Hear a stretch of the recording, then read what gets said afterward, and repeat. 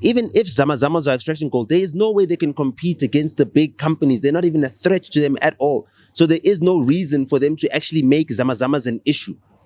They do make it an issue. I they know, use their but media that's to paint them so bad. the same way they said I was in prison. You and I. The same way they told you I was in prison. And let's talk about the prison. You understand?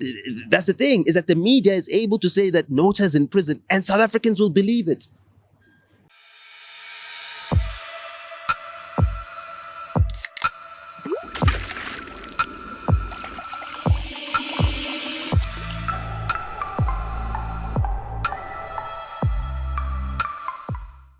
This is the Hustler's Corner.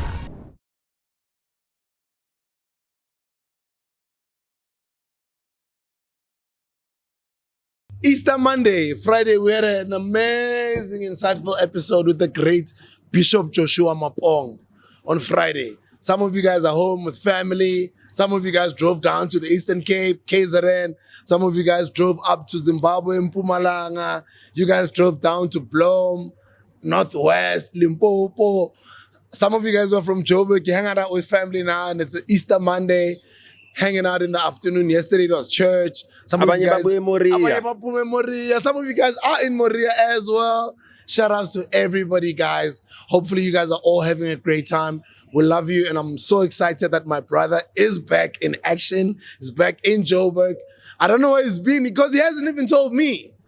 Like, some of you guys saw an episode that we put out last week with Josiah the Disciple. That was recorded almost 2 months ago, maybe 6 weeks ago.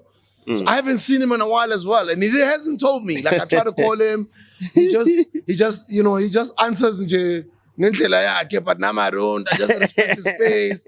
But I'm like, yeah, on camera, it's like Easter Monday, NOTA is back. No, I'm glad you're back. Whenever I see video, I rotate. But his first video before Vumbu, we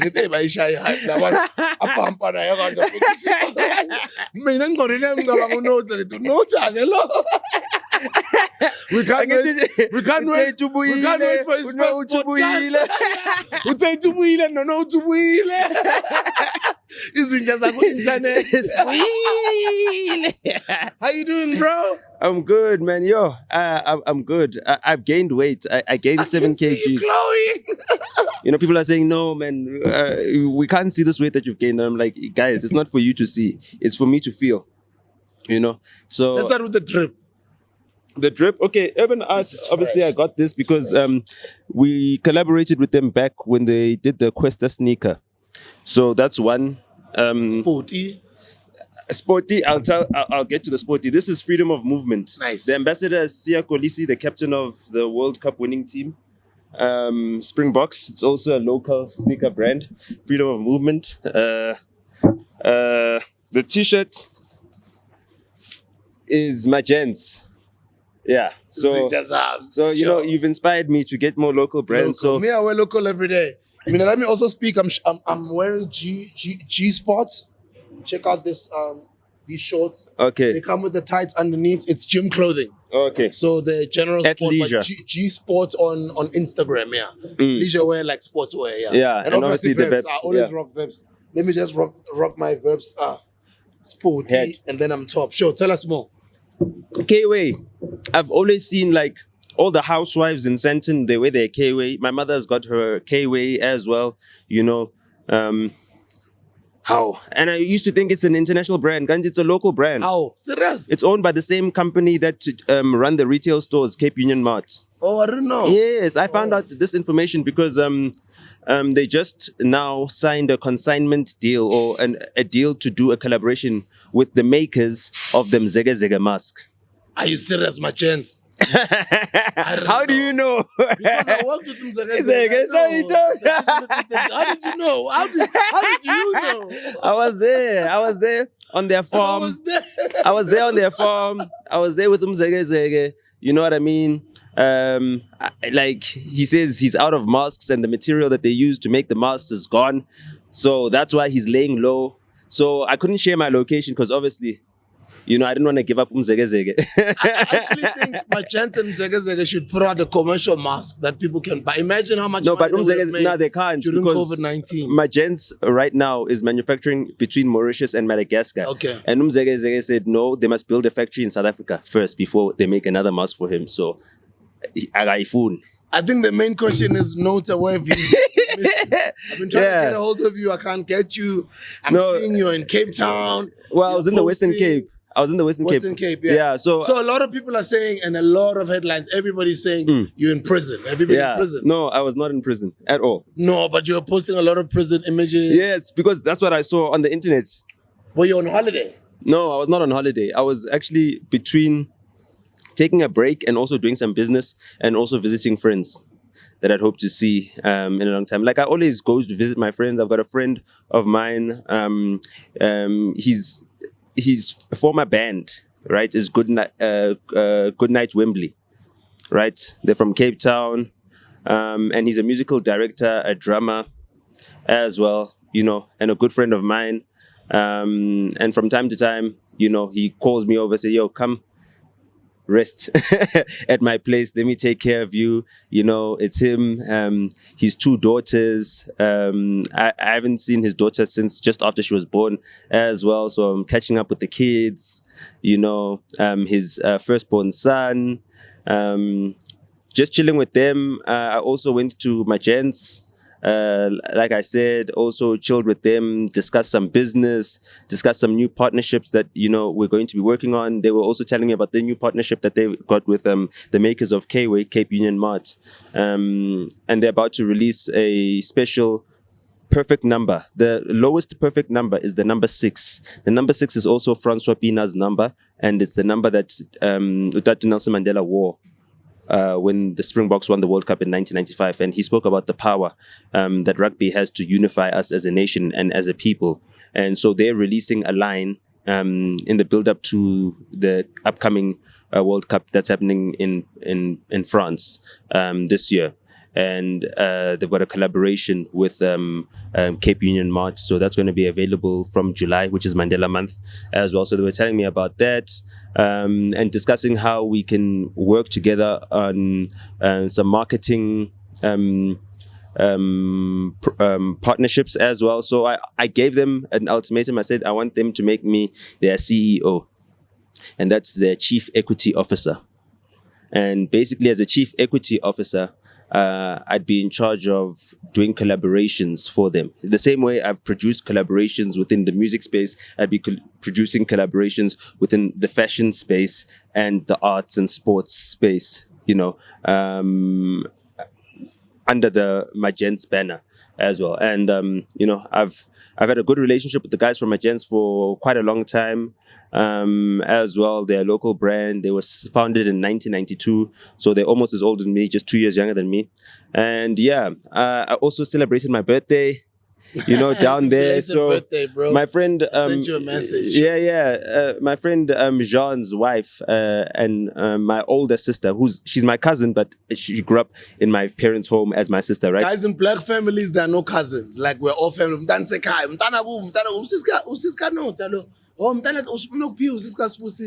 Oh, you know what I mean? Like, there is, like, you guys know, and I'm speaking to black people. Yeah. But obviously, in other cultures, you have to explain, no, my cousins. Yeah. But like, my cousin, So her name is Helena. She's the one that works at as an engineer at Eskom Distribution. And my friend Jean's wife, her name is Helene. And she bakes, she cooks, obviously, you know how wives do. So she's been fattening me up at his house, you know. I actually jumped on the scale when I got there, you know, because there's a scale in the bathroom, you know. And I stayed with Jean for like 2 weeks. By the time I had left, I'd gained 7 kgs. She baked 2 birthday cakes for me on my birthday. You know. Yeah, I'm going to your Instagram because you're posting a lot of images. And I didn't post. There was a lot of. Okay. So I didn't post the location. So in Paarl, there's a place called the Drakenstein prison. So when I was in Paarl, I'd post my location as the Drakenstein prison. And then when I was in Cape Town, obviously the famous prison in Cape Town is Robben Island. Well, just off, you know, at the Victoria and Albert waterfront is Robben Island. So I'd post, I'm at Robben Island, but you can see that I'm not at Robben Island. Vester, which is in Franschhoek. Vester, yeah. Yeah, you understand. So I was in the Winelands. Basically, I was saying I'm in the Winelands. And as you can see from the you can see the location is misleading, because when you look at the environment that I'm posting from, this doesn't look like a prison that you've seen.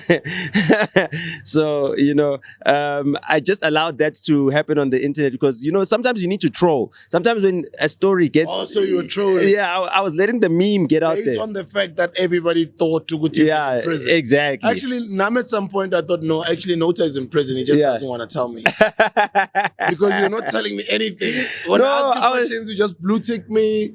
And when everybody's like, NOTA doesn't want to say, and when you check his Instagram, what prison? I'm interested to find out when he comes back, what is this entire narrative he's trying to create?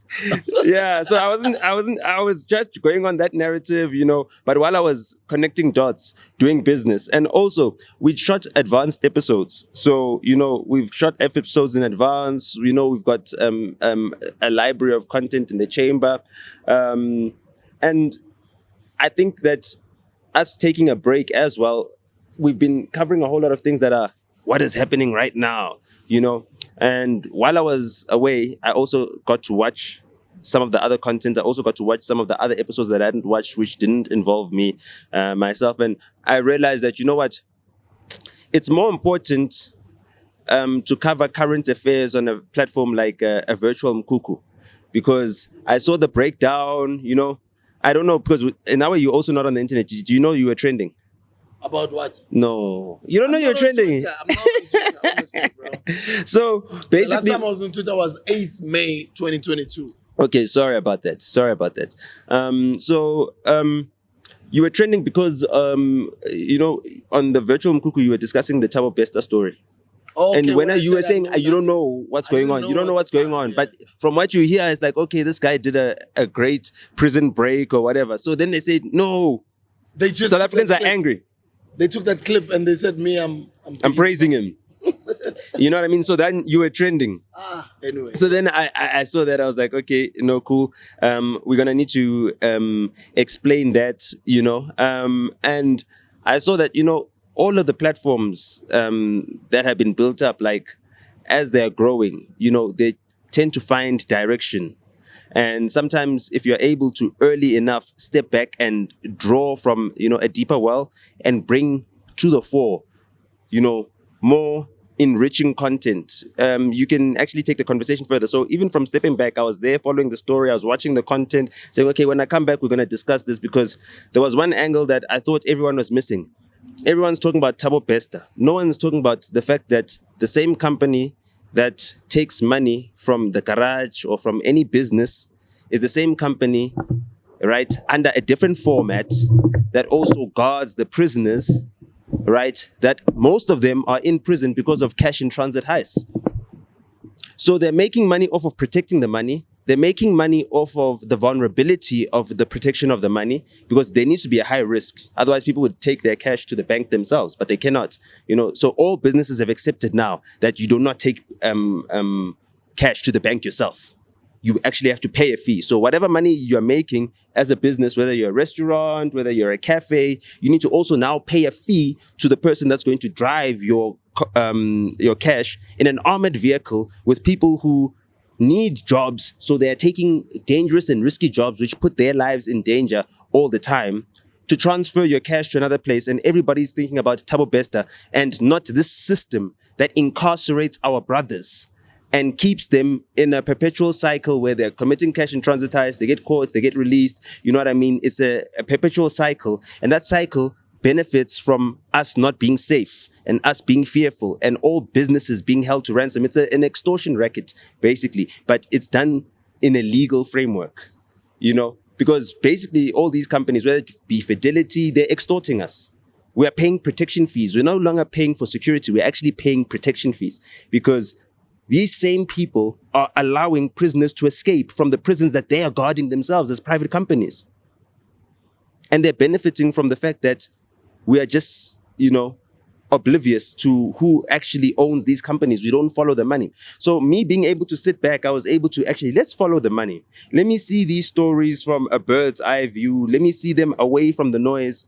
When I'm walking around in the winelands in Cape Town, in Franschhoek, I tell my friend Jean's mother-in-law, I felt so anxious. She's like, why? What's wrong? And obviously she's busy with the baby, cradling the baby, you know.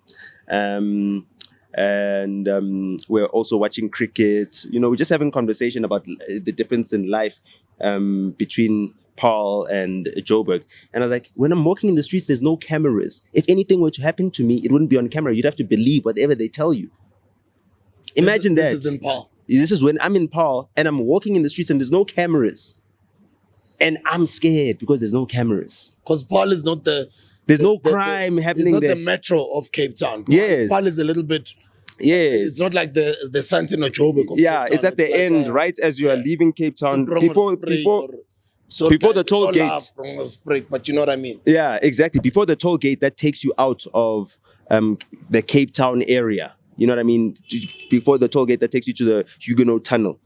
You know, if you've driven that route. Yes, that's where Paul is, right at the end. So I'm in that area. I was in Wellington as well, with some friends, meeting some new people, meeting some people from the Cape Independence Party. I met some people from the youth arm of the Freedom Front as well. And just having discussions about, you know, how our big metros have just been allowed to just be crime-ridden, and there are companies that are now profiting off of that. They're listed on the JSE Stock Exchange, so they're obviously legitimate companies, but they're profiting from how scared we are to live in Joburg. I mean, even right now, there's a security guard every, at least, I think, 25 meters around us where we are. I'm seeing about 5 security guards now, just in jail.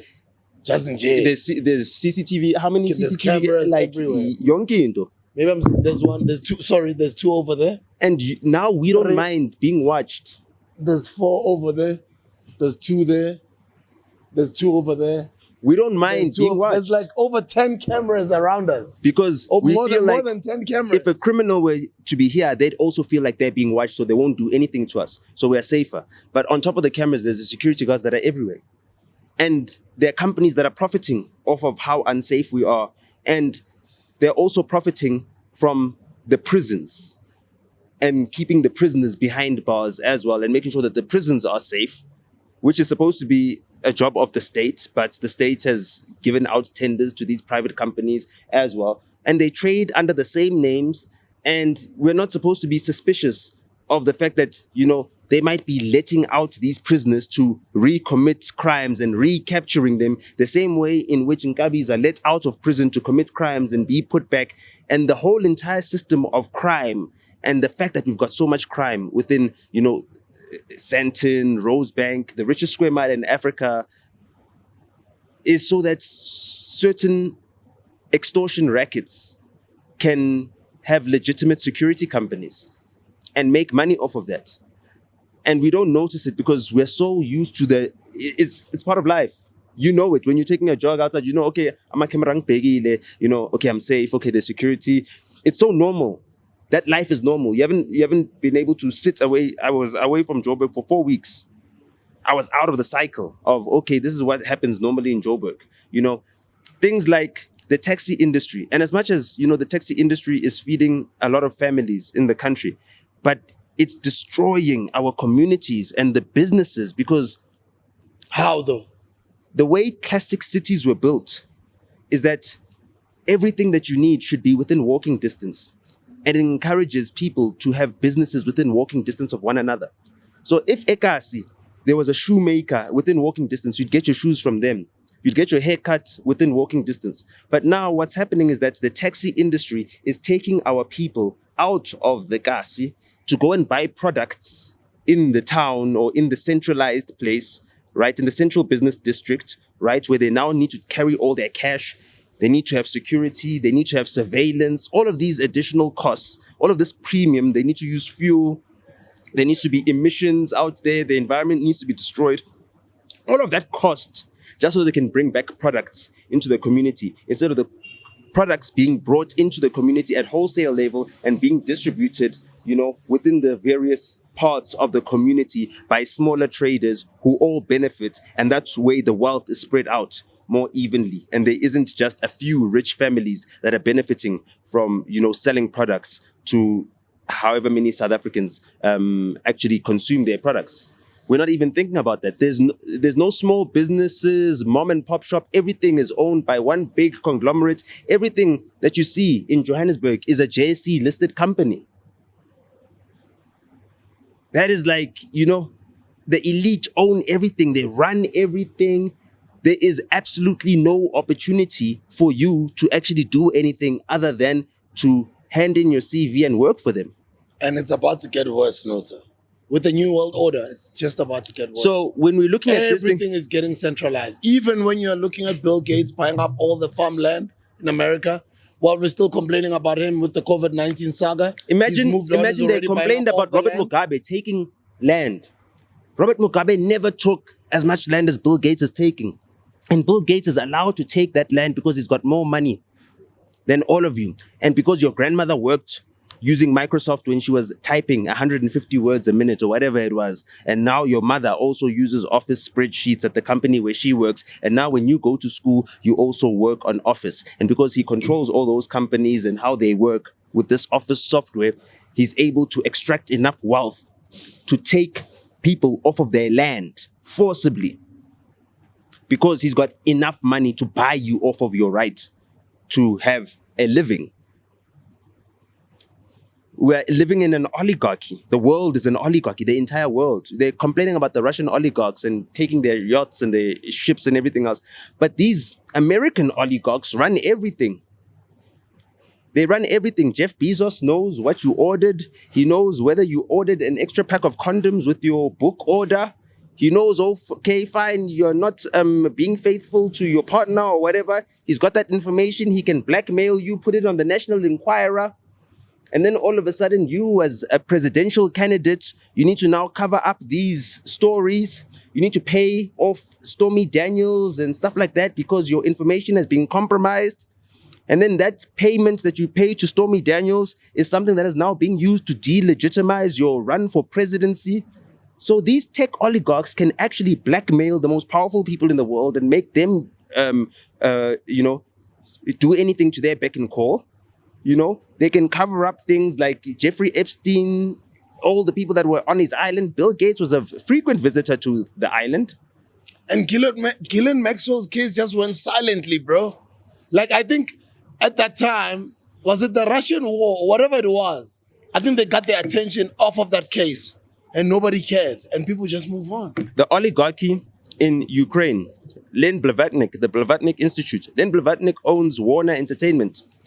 So when you watch Zelensky at the Oscars, when you watch Zelensky at the Grammys, and you're seeing the propaganda that they're putting out there, you're seeing also BRICS now saying, oh no, let's return back to the gold standard. Gold has shown that it won't work because that's why they removed it. No, so I disagree. No, I get gold that. will always work. No. Gold the will problem with always have gold is value. that, no, I get that. Bitcoin is better than gold. No, gold will always be better than anything. No, let me tell you why. Trust me. Because you can get more gold. There is more gold available, and they are going to space to get that gold. They are going to space to get those gold minerals. has shown over history, NOTA. Yes, Gold has shown that is over history. But you know what happened? Till today and even in the future. But it had inflation. You understand? But And it doesn't inflation matter. is what But let takes me tell you wealth. about Bitcoin is that it's blockchain and it's something that is virtual. It's not something that you can touch and feel. You don't need to and be able to touch gold and will feel. forever be relevant. Bro. Yes, but you're and not gold gonna. will forever have So value now that these appreciates. oligarchs, they're not going to be able to print more Bitcoin. That's the thing. We need to stop the money printer. And with gold, there's a space rocket that is going to open up a gold money printer. There was a limit to gold. It was only the gold that is in the earth. But now we found that in the ocean, there's even more gold than there's in the ground. But even right now, there's more gold, what people would call amazamazama. Those are our people. They're mining their own gold in their own land, and they're called criminals. But hold on. They're called zamazamas and all That's these fine. names. But that's how. And that's, one single small little case in Zimbabwe comes out about the Al Jazeera documentary that they made. Yeah. How much gold have they been stealing all these years, they themselves? all But that's over the world thing. from That's us. the thing about gold is that it has empowered and enabled them, and they control it. So we need a system that you do not control that actually threatens them. And Bitcoin is that, because gold, they can find ways to make more and get more. But even with Bitcoin, they can manipulate. No, they cannot. They can. It's A 21 simple million. person who's so influential, like Elon Musk, Yes. he can manipulate. He changed the logo. You must go follow a guy.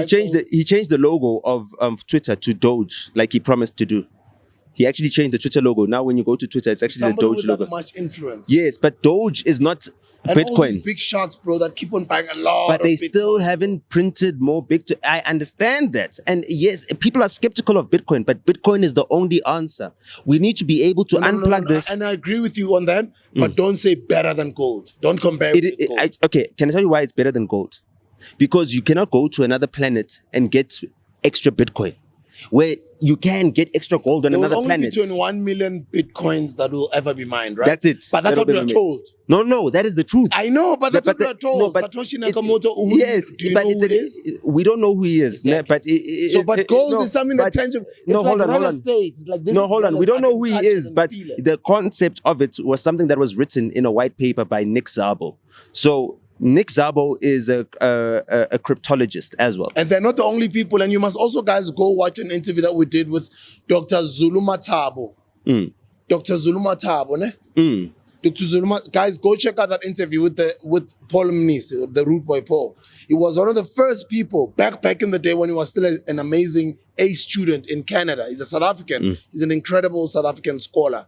He's actually one of the first people also that wrote that white paper, the cryptography white paper. It was a whole bunch of people. Now, tell me, after they wrote that white paper, they realized that, okay, we've actually created something, right, that could actually work and as a replacement for gold. And then, all of a sudden, their brilliant idea was stolen by some random person who doesn't have an identity, right? And guess what? All of them are still alive.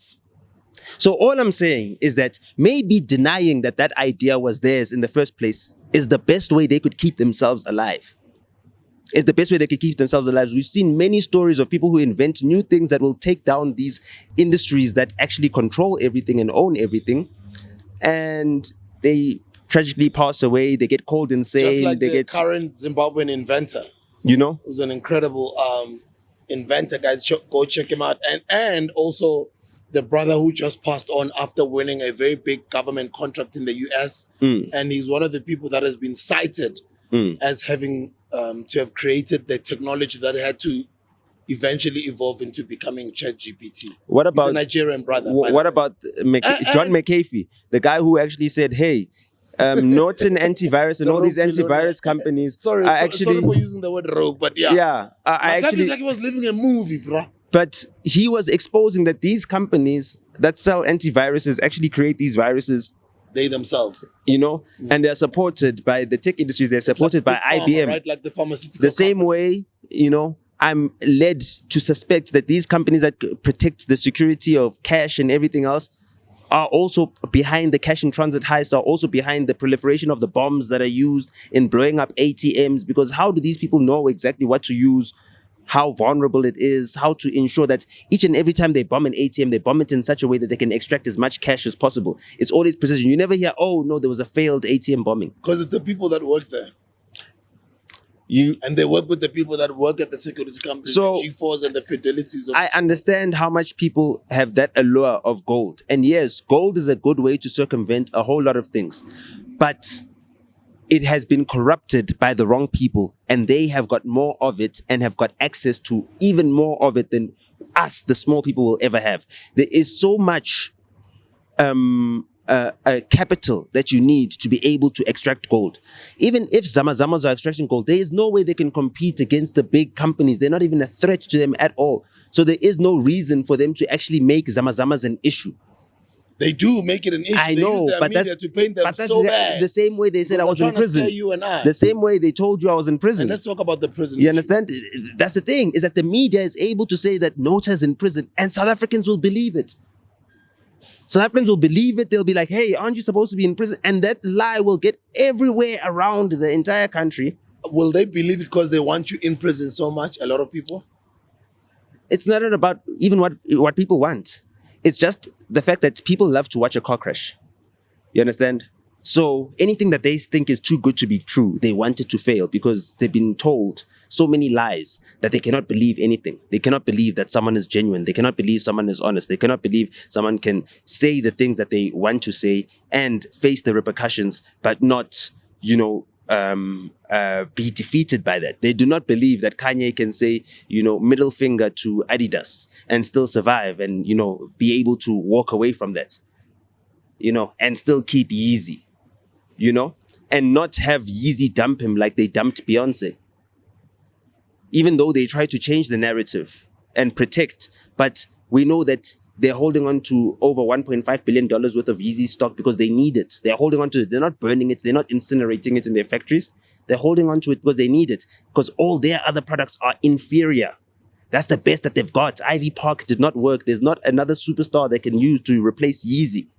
I was distilling the story, distilling the narrative to say, listen, let's actually distill this thing. Let's get to the pure ethanol of it, to the spirit of it all. And the spirit of it all is that the whole country has been corrupted. The entire country has been corrupted. And you can see it from city to city. And the people that are suffering are, the people that have got nothing to do but look to leadership for direction. And that leadership is leading them to their demise, just so that they can profit, just so they can be billionaires, just so they can ball on top of us, just so that they can look like they're doing better than everybody else. And we don't see any intention from anyone, whether it be our political leaders, whether it be our civic society, whether it be the activists, to actually improve things in this country for people. There's no one coming up with any ideas or any concepts that are saying, okay, fine, these are the things that we've learned of our human history. And this is what we can break it down to in terms of improving the lives of human beings. People will be able to quote Karl Marx. Karl Marx never raised his own children. He abandoned them. He was busy. His wives kept him, unemployable, but at least alive, because they had money or they came from families with money, and he was able to write Das Kapital. But you can't look at Karl Marx as if he was some deity. He was a racist as well. He hated Jews. He hated black people. Some of his ideas led to socialism. The Nazi Socialist Party had a lot of his ideas as well. They exterminated the Jews, but now when you hear people talking about Karl Marx, they talk about him as if he was some sort of saint. And a lot of politicians love quoting him. But also probably his ideas would be ideal. His critique of capitalism. But he's no Cole Burr, who took on Adam Smith, and the Wealth of Nations. Till you guys mention African philosophers, but anyway. But that's we don't, because their works are downtrodden. They're not popular right now, and the people that run our economies are making sure that we've only got access to certain limited information, and we get kept or trapped in this rat race of trying to look like we've made it. I don't know. I'll need another glass because this one. Water? Yeah, water. Okay, sure. So. Just a glass with ice. Just a glass with ice and water, sure. So we're trapped in this rat race that keeps us nose down, looking at our phones the whole entire time, addicted to the crack that's within our devices and that dopamine, and not looking up at actually what has become of this world and what has become of our existence. Everything is centralized, especially in our cities, and there's nothing for the young people to look forward to. If you look at South Africa and the conditions in South Africa, the black man feels attacked, does he not? Because he's denied opportunities and he's denied the rainbow nation that was supposed to offer him equal opportunity, right? The white man feels attacked because he's a benefactor of colonialism, he's a benefactor of apartheid, and he also feels like, yes, but I'm paying for the sins of my forefathers, and yes, but should you not? When I go to Bantry Bay, when I go to Clifton, when I go to Camps Bay, those young white boys that are over there, they're able to get lower interest rates at the bank because they inherit their grandparents' property. And they can use that as collateral. And they can use that to reduce the risk that they pose to a bank that's giving them money. So their interest rates are probably half of ours. At a 1 million rand loan, as a black man, you pay back 4 million, and your white friend who you went to the same You're school paying with, back more now, by the way. Interest rates have just been announced 2 weeks ago. they've gone up. Yes, they've gone up. But either way, the black man's Shout out interest to my rate property is based investors on and his property homeowners. yes. Ekasi Noble Properties, get in touch with them. And we do know that we've just been dealt a very big blow with the interest rate, the recent interest rate hike in South Africa. Sorry, continue. Yeah. So the interest rates are coming up, but the interest rates are there to punish, especially the black, especially the poor, because the interest rate is based on your risk. Whatever is the announced interest rate is not your interest rate, it's Musi Solio. Your interest rate goes to your risk profile when you go to the bank. And at the bank, when your mother comes from Tembisa, not Clifton. And unfortunately, it means that you don't have the collateral to say, listen, reduce my interest rate from 22% to 11%. And therefore, you will pay 4 million rand on a 1 million rand loan, and your white counterpart who went to the same school as you, even though your mother was paying 80% of her income to take you to school, and their parents were only paying a tenth of their income to take them to school. You know, it didn't really dent them that much. And he pays 2 million rand off of that loan. He pays half as much as you. And you guys are living right next door to each other in houses that are identical in an estate where you pay the same rates and everything else. You pay double to be there as a black person than he does as a white person who's the same age as you. And therefore, there's another frustration. And there's a failure to actually see what is happening, is that the system itself is pitting us against each other as well. So the ones that don't know how the system works, they feel like they are being attacked, and they feel like their attack is unjustifiable, and therefore they are angry and they feel excluded. Oh, we're paying for the sins of our father.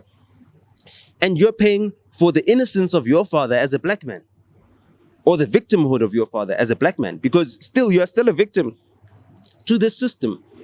And the ones that are profiting are the few black people who are able to sit at a table with white people, or a few black people who are able to be given the information, you know, who actually understand. The few black people like myself who are able to speak to Arthur Mafokate, who says, no, pay your retirement annuity and all this at the beginning of the year after your December gigs and everything else, so that, you know, in the middle of you never have to fall back on that. And that's always taken care of. And you don't get that knowledge because you don't get to sit at the table with an Arthur Mafokate who's been speaking to the financial institutions, who's been speaking to people who know better about these things, who've got that institutional knowledge, who are passing it around like it's trade secrets. There's no backdoor entry for the black child where you can be shown how it works from inside the kitchen, where you can be shown the inner workings of the system so that you can figure out a way to hustle the system and make it through the system, where you can Thabo bester the system. The system besters you. The system burns you in a prison cell, and your body is unidentifiable. People come to claim you, but it's not you. You have just been put there in an incinerator in fire, and no one cares about your body, no one cares about your remains, no one cares where you get buried. You can just be used. You're a tool to be used. And this system that creates the Thabo besters needs to be interrogated before we start interrogating the people who don't know anything about Thabo Bester, who are just hearing the story and are responding to his hustle. How was he able to hustle the system in that way? He paid his way through. Why is he able to pay his way through? If he is able to pay his way through, it means a whole lot of people are suppressed from getting equal opportunities because they're not able to pay their way through. Only a few are able to pay their way through. Not everybody can be expected to pay their way through. So the system is inherently corrupt. The gold is inherently corrupt. And even if you zama, chances are you'll most likely die underground in an unmarked grave, buried. And no one is going to come to rescue you. No one's going to come and reclaim your body. No one's going to come and make sure that you are buried amongst your ancestors or in your family home. You know? Digging for that little gold that doesn't even make an impact on the entire system. People are talking about how the Free State has got, you know, some of the best education performance, and the MEC of education in the Free State was buried, I think, while I was away as well. He died in a car accident. The Free State supplies the world with 20% of its gold. You're talking about the minuscule amount of gold that is being smuggled out of Zimbabwe, whether or not it's being smuggled, who cares? 20% of the world's gold comes from the Free State. If you look at the Free State, it looks like the poorest state. It's named Kroonstad because it's the crown city. Guys, do your online research and then put your results on the comment section. Kroonstad has got the most diamonds underneath the ground right now in the Free State. But look how poor Kroonstad is when you drive through the streets.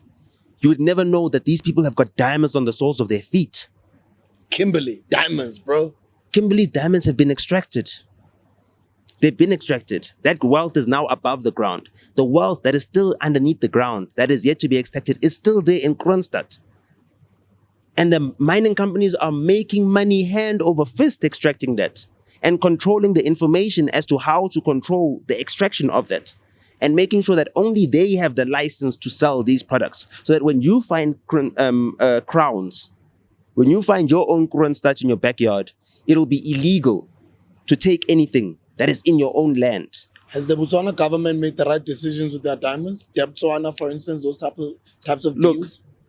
They're interrogating it. But those deals have been in existence for many years. And so who says they're right? Gold has been used as one of the most successful gold was used African countries for many years. Yes, it is. But who says that they don't deserve more? Who says that those deals do not benefit the companies that extract those diamonds from a country that they do not beneficiate in any way? Why is it that these foreign companies need to control the trade of these diamonds if these diamonds come from here? Why are they the merchants? Why are they the middlemen? Because the middlemen make the most money at the end of the day. Why are they the middlemen? Why can't we be the middlemen of our own minerals? Why can't we trade our own minerals? And the reason is because political incumbency is on a 4 and 5 year cycle. And everybody wants to get as much favor as they can in the 4 and 5 years that they're there and hopefully be re-elected for another 10 years. And there's no consequences for any of the destruction they do while they're at the helm. Because once they're off of the helm, they can benefit from the people that they gave, a patronage to while they were at the helm. Those people will then take care of them afterwards, after they've been removed from their seats of power. And we don't have kings anymore.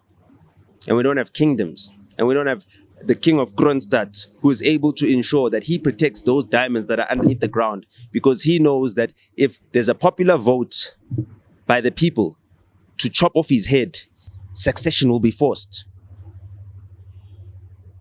And then he will have to be succeeded by whoever his heir is or whoever it is in that family. And it'll be that family's responsibility to ensure that the people are happy. Otherwise, the people have a right to chop off their heads. So there's no one who's got any loyalty to any place under which they're governing, over which they're governing. They're changing hats, it's musical chairs. We don't even care where the mayor of Joburg comes from. Whether he grew up in Joburg, whether he went to the schools in Joburg, whether he loves Joburg at all. Whether he feels the pain of driving through potholes on streets where you used to be able to walk, which used to be clean, in a Yeovil, which used to be safe, in a Hillbrow, which used to have the best buildings, the best apartments, used to look like New York City, one of the most modern towns and cities in the world. Hillbrow in the 90s, when I was a baby, looked better than the pictures of some of the best places I've seen in New York City. In fact, I haven't even seen apartments that look like my aunt's apartment, in Hillbrow. When she used to stay there, they had a nice waterfall inside. A waterfall inside the building in Hillbrow. Well, my 95, 96. Bavusi Nkumane. Lala ngoxolo malume. Bavusi Nkumane was in Robben Island for 12 years. Mm-hmm. One of the struggle heroes of this country. Thanks for was a member of the PAC, not the ANC, the PAC. And, a lot of the times other heroes who were never really the part of the ANC never really made it into history books. But these are the type of moments where we have to speak about what's going on in South Africa, for instance. What we've just witnessed is load shedding. But no, we're safe. We're safe. Our load shedding is 10 seconds. It's a sentence. But because we're in Sentin and Rosebud, that's what I was trying to say to the international community, that this is what we're experiencing. Guys, I used to visit Nigeria. I used to visit Malawi, I used to visit Mozambique, I used to visit Namibia, and I used to visit other African countries many years ago. And I'd be like, guys, you only have electricity for like, what, 4 hours, 6 hours a day? What, 8 hours? Only 12 hours? Like, what? Like, I used to be shocked, bro. And I'd be like, wow, in South Africa. And then this is now a norm in South Africa. But we're secluded from it. You understand? This is now the Rose Banks. These are now the Hillbros. But even when you look at Rose Banks, the apartments, they're not like as big as the apartments were in Hillbros in the 90s. And I have to give those shout outs. I remember High Point because my uncle stayed, my uncle stayed in High Point. Sesebancane with my cousins. He's late now, man. So rest in peace, Tamalaka Sizwe. He's a struggle hero. And he invented something called the Nkumane phone, which was a saxophone, but which he created in his own way. And if I don't say these things on camera, they'll never be said. And imagine a whole lot of other struggle heroes that died and their stories were never told. And I'm just so in a privileged position that I'm who I am now, that I can at least, you know, throw those type of things in, that type of information in about my family members and people that inspired me silently behind the scenes, which was my uncle Tamalga Sizwe, Uvusumuzi Nkumane, who was the member of the PAC. And as I'm saying this statement, load shedding hits back. And then it just reminds the international community that's watching, this is how South Africa is now. It's no longer the first world island in the third world sea. You know? We're sticking out like a sore thumb now. We're back to reality. We are what we are, you know? And the elite are able to buy themselves out of it. I mean, load shedding is a 10-second inconvenience. I said this in a previous episode. I said, for us, where we are, we complain about load shedding, but load shedding lasts for 10 seconds for us. You saw it, guys. You literally saw it live. You don't back. But then we continue shooting, and then you can see the lights come back behind the scenes. Why? Because there's generators, because of the people that have invested in this area that we're in, because we're in the richest square mile in Africa. But imagine 99.8.99% of the country is in darkness. It's shut out completely. And who's benefiting? The fuel companies. You know, Engine has just changed hands. They're also going to be supplying fuel for our airports because BP has pulled out to supply jet fuel. So, you know, they're going to make up the difference. Petro SA has, you know, reported good financial results. They're selling diesel at a premium to Eskom, who's running open cycle gas turbines with diesel. So basically, Eskom is running on generators. Because if your generators are running on diesel, and the power stations are running on diesel, the power stations have been turned into generators. So the entire country is running on generators right now as we speak. That's exactly the situation. And we need to ask ourselves, is this a manufactured crisis so that certain people can benefit? There's not a joke in the township that says, "I ngati EFF ngamacha every day." What does that mean to people who are not coming from South Africa? When I was in Paul, I only saw one person wearing an EFF t-shirt in Paul. He came, he greeted me. But what I'm just saying, phrase that I've just said. Yes, and there was no marching in Paul, right, from the EFF, but there was power in Paul. There was no load shedding either. Wherever they were marching, wherever they shut down, and people said, "Yeah, well, we didn't see them in our area." Yes, because you were at home watching TV, and it was on. And you weren't having to listen to your TV at full volume because you have to listen to it over the sound of the generator. That's why South Africans want the EFF to march every day, because if the EFF were to march every day, it doesn't matter how small the march is, the entire country is turned on. Lights were on everywhere. I saw only one person in Paul, and people were saying, "Yeah, no, this EFF march was a failure." And they were saying that. Why? Because they were watching E-News and Aitimang. They were watching SABC News and Aitimang. And shout out to SABC for hiring our brother Sizwe Mpofu Walsh. You know, he's on SABC now. Yeah, he's starting a new show. Oh, congratulations, Sizwe! That's dope. Yeah, I think the first episode plays tomorrow. That's dope. Yeah, and I can't wait to see Tuesdays and TV. Thursdays. I can't wait to see you on TV. I can't wait to see all these internet voices go on television. But guys, please, as much as you guys go on television, be very strict about who you really are. Yeah. Because sometimes, as much as you get those big opportunities, and we all want you to grow on the internet, you know, we want you guys to go mainstream. But sometimes it's a form of capture. It is. So, Usizwe Mpofu Walsh has said he's got total carte blanche.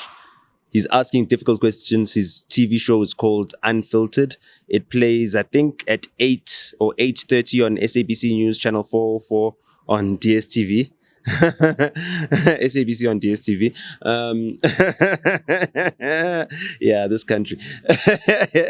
Hey, sometimes it's funny. So Tuesdays and Thursdays are under new management as well. And I'm looking forward to see that. I also watched his interview with you, which played. It was the interview that you recorded the day that we went to visit. SMSX, yeah. SMX, on the day we were recording, yeah. So he's expanding as well, and he's one of those voices of the youth, you know, that is able to speak truth to power, so to speak, you know, because we know that's also another way of putting another TV show, JJ Tabane, Professor JJ Tabane. I don't know. Yes, he's been your guest. He's been on the show. Yeah, he's been on. We've had a very big side. Very controversial. And it's so funny that Professor JJ Tabane, when he says the most controversial things, he's here on this platform where he feels even more free than E. You know what I mean when they say be free with E. So no, there is a form of capture on these mainstream platforms, but the more we see a lot of these internet voices coming onto these mainstream platforms, we are reliant on the audience themselves, and the audience are the ones that are going to say, you are not being honest in this episode, Spusis. You need to fix it in the next episode. In Shamolo, you are lying. This is not true. You need to fix it on the next episode. And because there's that back and forth, we are being kept honest by the audience. The audience has captured us. There's no such thing as uncaptured. We are captured by our audience, and our audience that has captured us, fortunately, we've chosen an honest audience. An audience that wants truth. And they hold us accountable each and every single episode. And I know that some people are scared to read comments, but you need to allow people to hold you accountable. And you need to be able to accept that you're going to be exposed to things that are going to be said about you that you're not going to like. And that is democracy. Democracy doesn't mean that everything is happy and go lucky. Democracy means that if 50 plus 1% of the people vote that Usbusiso needs to be executed, whether or not he's committed a crime or not, that is democracy. That's democracy. That is what it is. And in this place where we want to have freedom of speech and democracy, we need to understand what democracy is. It's not a solution to everything. And within this democracy, we voted for these companies, for this surveillance capture, for us to pay extortion fees, protection fees to these security companies. There's some alarm that's going off. Some private company has installed that alarm. It's going off and we're feeling safer. I'm going to throw it in a form of one question, but I'm going to touch on 3 subjects and I'm going to let you go off. And as you go off, I'm quickly going to run to the restroom because I don't want to cut the momentum of the flow of the conversation. Number 1, I would like to hear your opinions on, and we spoke about it on Friday with Bishop Joshua Mapong, the Al Jazeera Gold Rush documentary that has had South Africa and Zimbabwe in the global headlines. Number 2, and Sasfin Bank and Standard Bank and Absa. We need to also name these big conglomerates because they are also involved in the controversies. But when they're involved in the controversies, it's hidden because we don't know them by name. But when it's a prophet or a pastor or some black person, we know them by name. They're humiliated, whether it's some guy who's taking a trolley of things that were looted from a store and putting them in his Mercedes-Benz, which is now lost. You know, he's humiliated and flog-marched through the town square of public opinion, you know, to be bashed. And yet the people that have created a situation of desperation where people are looting get off scot-free. We need to name them. So yes, they're also involved in that. And the third one that you wanted to also get my opinion on? BRICS and the American dollar falling. Okay. So when it comes to BRICS, we're going into a multipolar world. The unipolar world, the American century that I guess began after the Great Depression is coming to an end. And the unilateral power over, the global economy that America has is starting to recede. And that's what we're seeing. We're seeing the last kicks of a dying horse. And it's now, and that's it. And as it now falls, yes, as it now falls, they're kicking at everything. They're kicking at everybody. They're kicking and screaming. BRICS is saying, let's go back to the gold standard, which is something I also still don't agree with. I think we should be going to the Bitcoin standard, but we'll get into that. But the dollar is falling. The dollar controls world trade. All world trade happens through dollars. Us as African countries, when we trade amongst each other, amongst ourselves, we need to use dollars. And that's the reason why countries like Zimbabwe are using their gold so that they can also get themselves off of this, Bretton Woods system. So they can also get themselves back to the gold standard. So they can also do what BRICS is advocating for right now. So that is all. And unfortunately, there are certain people who are able to take advantage of the situation, take advantage of this plight. The saddest thing is that this new trade is not enabling the poor Zimbabweans to circumvent the sanctions that have been placed upon its leaders and some of its most prominent companies. And they are also not able to have a way to get around the silent sanctions of being unbanked, of being unable to access finance, of being unable to access, foreign currency, which allows them to trade with the rest of the world. And that's why they're resorting to selling their gold and laundering the money, to, fund the people that are running the economy right now, or those that are in charge of the political incumbents, the people that actually employ the political incumbents, the people that actually pay Mnangagwa's bills. They are the ones who are benefiting from this, and Zimbabweans are not benefiting from this. And the circumvention of the sanctions is just further, exacerbating the ill effect of this dollar-based economy, which can control whether a country like Zimbabwe is able to feed its people with its wealth. And if they don't like the leadership, they will starve the population of that country until that country revolts and removes its leadership. It's a way in which they can enforce regime change. So we cannot allow the dollar to continue to dominate this world, because we are seeing this world is crumbling all around us. The alarm still hasn't stopped ringing off. And because the alarm hasn't stopped ringing off, it's become silenced in the back of our minds. We can't hear it anymore. We've become numb to it. And we've got our noses down. We're looking down at our phones. We've accepted the plight of the electricity that's on and off. Is that load shedding ending? Or, okay, well, the generators are now switched on even more light. So we've got even more lighting. And all of these systems are benefiting someone or some people or certain amounts of people. And BRICS is now trying to break down that power. And BRICS should not be the only ones that are trying to break down that power. All of us should be trying to break down that power. All of us should be trying to ensure that the hegemony that has ruled over us all for so long eventually falls, because we've seen that they are unable to lift their people out of poverty. They are unable to stop, cities like San Francisco, where all these tech companies, Silicon Valley, all of these places, that are supposed to be the paragons of progressive values, where people are supposed to be living in some sort of utopia. They're the worst places in the world. You've been to Los Angeles. Have you ever seen in South Africa a place like a corner where there's 100 crackheads just standing a corner? But you've seen it in Los Angeles. San Francisco is worse. We've even seen it on the news. So these people who are in charge of how the world works cannot even get their own cities to work properly. Their own cities, the West is falling, it's crumbling. And we're seeing the last kicks of a dying horse. The candle flickers the most violently before it goes out.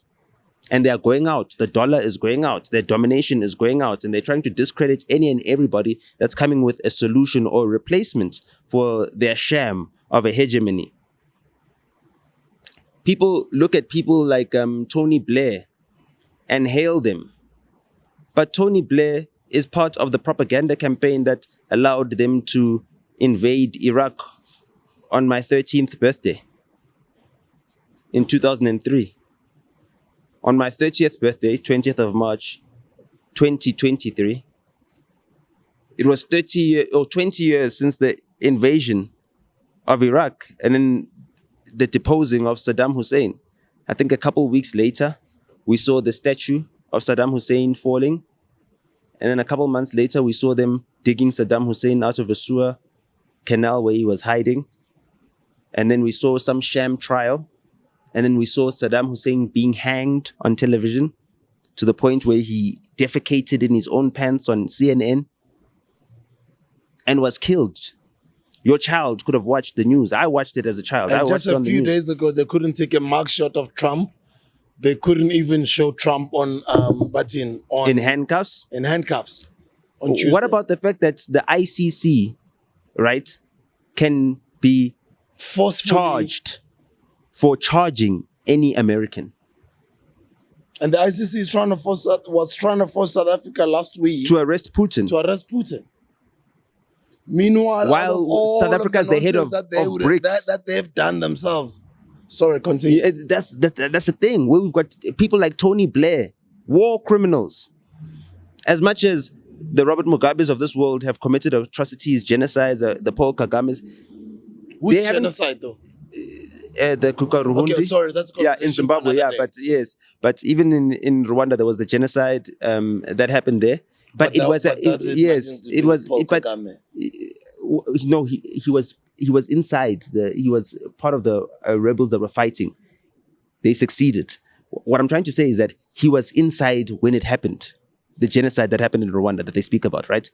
But he wasn't committing atrocities like the atrocities that we are seeing that are committed against the Middle East. That Tony Blair against America, against Africa, sorry, against the entire world. I mean, I love the how many people are the suffering. contribution that Mr. Julius Malema had on his statement when he spoke about how America murdered Gaddafi. They did in cold blood, and there was nothing we could do about it. And our leaders shut up and didn't do anything. They didn't say anything. You know what I mean? And they say in difficult times it is not when good men shut up. No. They say it is not the criticism of your enemies that will resound the loudest. It is the silence of your friends. Well, okay. The people that we thought were Gaddafi's friends were silent. You know? Nelson Mandela was the only person who called out the invasion of Iraq and called it as a war crime. I asked back then. PENUEL, I think it was 2 weeks ago or 3 weeks ago on one of our episodes on Virtual MKHUKHU about the rumor that Msholozi was one of the people who actually signed off on the killing of Gaddafi. How true was that? Because I don't know how true that is. I don't know if you know any facts. Msholozi is not part of NATO. NATO is who killed Gaddafi. And NATO NATO was being headed by France at the time. And France, right, they provide the reserve currency for all their former colonies in Africa. And Libya was offering to sell oil to those countries in their own currency and in gold to take them off the CFC. Actually, Gaddafi was working on unifying Africans to come up with a one African currency, right? What about the fact that Gaddafi was the one who went to the League of Arab Nations and spoke and said, they've just killed Saddam Hussein. And none of you said anything. None of you did anything about it. You celebrated with the West. And next they will come for you. They will come for me. And they did. And people were still silent.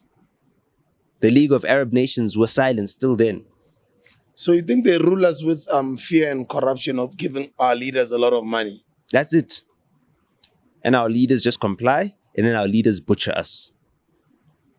They bludgeon us, and they silence us, and they discredit us. They tell you that, oh, NOTA's been arrested on their media platforms that they own. And they know that it's a lie. And the journalists, they know that they've got access to the court records because they could go, Karen Mon, Adrian Basson, can go to any court and get the real court records. They can even get Umsholozi's medical records that are private and confidential. They can get your medical records. Karen Mon can publish your medical records.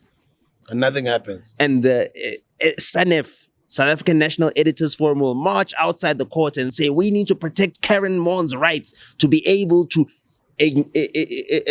tell people whether you've got a chronic illness, whether she'll be able to tell people that information that is private and confidential because she's a Karen. And Media 24 is allowed to have access to things that are private and confidential that are leaked by prosecutors in this corrupt system. And it can be justifiable. And people who are supposed to be telling people the truth are outside of court, standing there marching. Journalists who are captured by whoever's paying them a salary, knowing that what they're doing is wrong. And why are they doing that? To keep us confused. To ensure that people don't know the truth or don't know the difference between the truth and a lie. People don't know the difference between the truth and a lie anymore. People are unable to inquire for themselves. And people are thankful for the fact that there's platforms like this right now which allow them to question everything. And even when we say things here, we say, guys, listen, if you disagree or if you've got other facts, please bring them to the comments. And when you bring them, it's not like you're hitting the line at ETV where they scan through your comments and they say, okay, no, this one is in line with what we're trying to say. This one is not in line. Okay, fine. Let's shut that one down. No, we will engage that thing and say, oh, listen, from the previous episode, we said something and we've been given even new information and we're going to make a correction, or we're going to reaffirm what we said before because we've gotten more facts that validate what we've said before. And we're having a conversation with the people that are keeping us honest, with the people that we're accountable to, which is the audience, and the people that want truth from us, that want us to challenge this dominant narrative which seeks to, keep them in a perpetual state of crisis where they need to pay protection fees. You need to pay a protection fee in Media 24. You need to pay 75 Rand a month so that they can lie to you and keep you in fear and tell you which products to buy. And then they can tell you which products are going to make you healthier, knowing that it's a lie. So that you can keep being unhealthy, you can keep having to visit the doctor, you can keep having to max out your medical aid each and every single year. It seems like the contributions that you're making are never enough. You keep getting sicker and sicker and sicker and sicker and sicker and sicker and sicker. Even though you take more and more and more and more health products. How does that make sense? Do you think the COVID-19 pandemic is a part of that scam? I mean, it doesn't matter whether the COVID-19 pandemic is a part of that scam. We know that they've got the technology to manufacture the viruses, the same way they manufactured the computer viruses. Microsoft made sure that their software is everywhere and gave backdoors to all the software makers who could implant viruses. And then they had their partners who sold those antiviruses that update like boosters. And all of a sudden, the same people that are in charge of human beings' vaccines are the same people who infected all our computers with viruses and gave us booster antivirus softwares. I mean, it's not an original idea, this thing, And if we can program computers with genetic coding or with coding, and we can program human beings with genetic coding like mRNA vaccine, like Moderna has. Moderna, yeah. Which was funded by Mr. Bill Gates. Fauci. No, Fauci. Yes, Moderna. But Bill Gates is one of the biggest shareholders he's one of the biggest. It was founded by Fauci, but Fauci was acting in behalf of government. So it was founded by the American people. But funded by the Bill and Melinda Gates Foundation. Yes. but commissioned by the American government. the CDC. Yeah. Yes, but the CDC gets its money from. But the CDC is a government organization. Yes. Where does it get its money? From American citizens, Yes. taxpayers. Yes. So taxpayers. Gain of function Research, gain of function research, yes, is what they've been, or they can simulate the natural occurrence of more viruses. Other than the gain of function, the antivirus, the mRNA, mRNA, yeah, which was developed by Dr. Roberts. Remind me, Dr. I forgot the name of the people that. I'll Google it. Yeah, but it doesn't matter who developed it. It's the same thing that we've seen in our computers before. We've seen this movie before. They played it with computers at first, and now they're doing it with human beings. And there's almost nothing we can do about it because they can delete the database of US dollars that you've got in your bank account. And they can stop your country from trading if your president ever strikes up and stands up against them. And then they'll send Al Jazeera to do a hit piece. Like the Tanzanian president, like the Haitian president, like the Ivory Coast president. You know? Like what nearly happened also to the Madagascan president. What about Lumumba? You're going even way back. And then we welcome Belgium ambassadors here. While I was away, you guys welcomed the Belgium ambassadors. That's exactly what happened. They even killed their own president, John F. Kennedy. Friend of Lumumba. Are the Republicans and the Democrats funded by the same people? Yes. Does it really matter if you are voting either for the Democrats or the Republicans? Does it matter if you're voting for DA or ANC? Because they're all funded by the same people. They're all funded by the same corporations that run everything, that sell you all the products that you have. That are the only companies that are empowered to make money.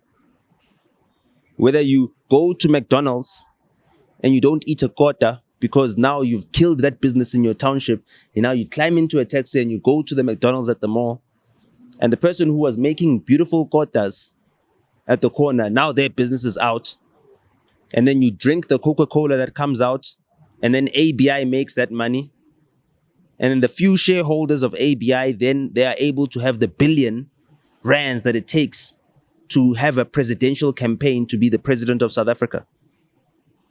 And as the president of South Africa, you can have blind trusts that own and control Coca-Cola, Media 24. I was at the Nasdaq Tower, Naspers headquarters in Cape Town.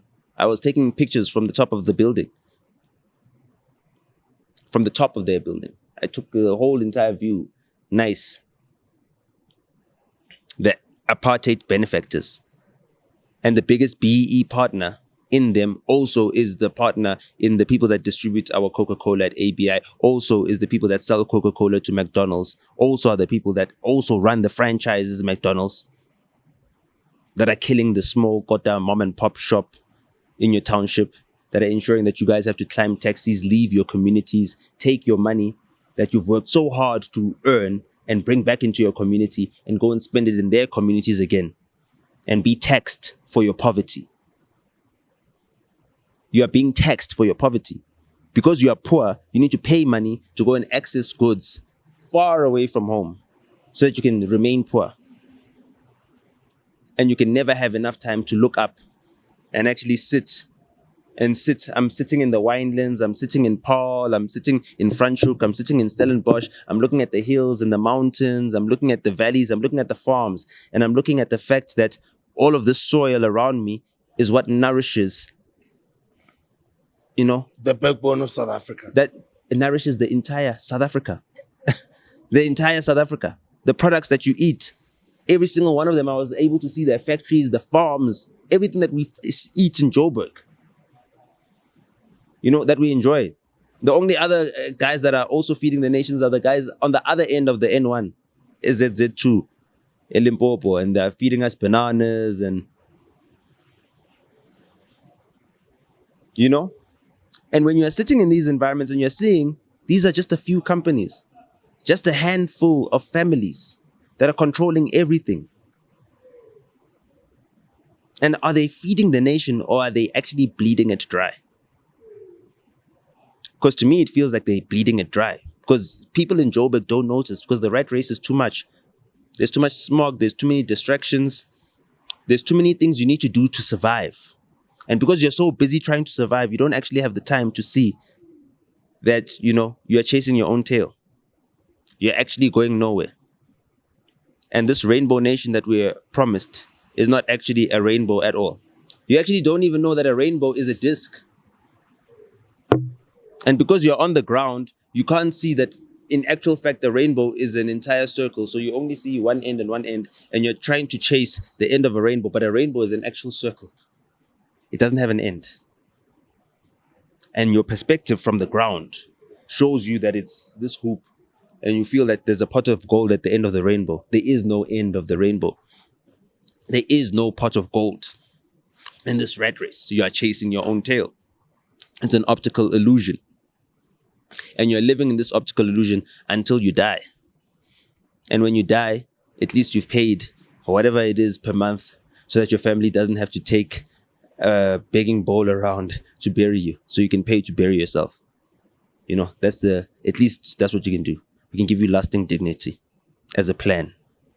Welcome back. I hear you're rhyming right now. Creating punchlines, lasting dignity plan. You know what I mean? That's the plan. Umama didn't do that as well. Yeah. And thank you very much for coming back safe and healthy. A lot of people have been asking me, Unota Ukrendi now, is he in prison? Yeah. When is he coming back? We're missing. No, I'm glad. I'm glad I got to. I'm glad I got to see how many people are concerned about my well-being, where I'm at, what I'm doing. It's been nice to have that break as well. A lot of people were sending me messages. Hey man, we saw this. Hey, is this true? Are you okay now? He said, no, I'm fine. I'm safe, guys. I'm fine. I'm safe, guys. I just didn't want to create too much of a hullabaloo. Didn't want to be like, okay, no, ngoopy goopy. Because even now, I've noticed the internet gets you everywhere. Don't worry, there's no one who doesn't know me in Paul who didn't ask me, where's Smooth? Are you guys shooting here? From the lady that was at Spa, the lady that works at Spa in Paul on Main Road, whose husband is a big fan of mine, who works at the security company, who took a picture with me in the street, and he took a picture with me and he showed his wife, and then she's serving me when I'm buying the business day. Chogonja, even the EFF march happened while you were away. in town. I was in Paul, yeah. When the EFF march happened. For me, mentally, I think for a lot of people who thought you were in prison. Yeah. Even me at some point, I was like, Yeah. And even now, I'm sure in a lot of comments, a lot of people are going to say in the comments, Yeah, but I've got pictures. I've got videos of everything I was doing. You didn't miss nothing about Joburg, bro. Yo, I miss nothing. Joburg every time I'm away. To have seen what has become of our city, I didn't miss it at all. I've seen our city has been completely destroyed. It doesn't work. I was in the Western Cape where they actually fixed the potholes, where the roads are actually working and functioning. And I saw what a government that is trying to appease its voters can do. But it's trying in town. It's trying to appease its voters. Or the its people voters. that vote for it. Yes. I was very deliberate. Voters, No, not enough. Colours, bro. Not enough. They're in the hood. They're in the Ekasi, the colours are voting for the Freedom Front. They're not voting for the DA. The DA has decided. You saw its Congress that happened last weekend. They've decided. We need to get Mr. Steenhuisen on the platform and have a chat with him. Why? They've decided what? He's decided himself that he's fighting against anything that is blackness. He says the EFF and the ANC are a doomsday coalition and they are enemy number one. The EFF is enemy number one. Why is the DA, which is the opposition party, making an up-and-coming opposition party enemy number one? Why is the EFF enemy number one with 10% of the vote? Why is the ANC, which is in power, which we are seeing fail each and every day, not enemy number one? Because they are the ones who are doing the worst to the people. You can't blame Julius Malema for our country falling apart, for ESCOM, for any of these crises. You can't blame Julius Malema for them. You can't say he's the cause of them. He's not in government, yeah. So why is he enemy number one to John He's Steenhuisen? not That's what the leader. Jim He's said. not the That's leader what of John government, right? Steenhuisen said in his manifesto to get the DA federal leadership. That's why we need to get him here and ask him those difficult questions. You know, those are the difficult questions that they need to answer. It's like, is your enemy the up and coming party that you see is going to be a challenger of your position as the opposition? Or is your enemy the poverty that has entrapped the majority of South Africans? Is it the lack of opportunities that we have? Is it the unemployment that we have? Is it the fact that you need to actually be employed to have any opportunities? I'm going to speak to Sis Charity McCord. Yeah. And I'm going to ensure that Charity McCord gets Mr. Steenhuisen to come and accord. Maga accord. I actually want you on the episode. You and Penny. Yeah. Both of you guys. I want you and let's do that. Let's do that. So we all grill it. Yeah. He must come against the Avengers. They were soft on him there on MacG. He was even saying things like about roadkill. He was too comfortable. You must get you and Kenya. Probably even Penson. The Avengers must unite for that one. Fine, you must make sure there's 5 microphones. John Steenhuisen. He must have 5 mics. It must be 2 hours. We need to interrogate him and find out for him if black unity is his enemy. When he says the ANC and the EFF are a doomsday coalition, the ANC and the EFF coming together represent black unity to a lot of us. The ANC, the PAC, a whole lot of these parties that are black dominated. So if he calls a collaboration or a coalition or an understanding or working together between the ANC and the EFF a doomsday coalition, what is he trying to say about black leadership? That it's doomed?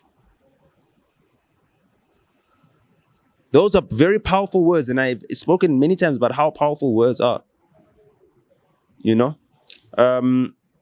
So that's something that, we need to interrogate fully as well. He was more insulted by the Russian invasion of Ukraine than the poverty of Khayelitsha. And yes, I was in Khayelitsha. I was with Uspelo. I was at the Milk. And the first time I was at the Milk was when it had just started, I think, as a restaurant. I was there to meet D. Koala. I went to go to D. Koala's house. Her grandmother was still alive at the time. A big fan of my wife. I went there with my wife. I visited her at her home. She took me to the Milk. And then now, the previous weekend, I went to Milk Lounge. I was there with Sean Stylist, which is also cool. I was there with Bravo LaRue. With the youngster CPT. Unfortunately, I didn't get a chance to hook up with the youngster CPT, but we're all. But I spoke to his manager Jerry over the phone, and let him know. He was also checking up on me. Yo, where are you? He actually knew where I was. He called where I was and said, yo, where's NOTA? Youngster CPT's manager. So he's like, oh, okay. Oh, he's safe there by you. Okay, sharp. So he's worried about my safety. So no. Welcome back, NOTA. I'll see you guys soon on Wednesday. Love and blessings. 12 o'clock episodes drop here on the platform Monday, Wednesday, and Friday.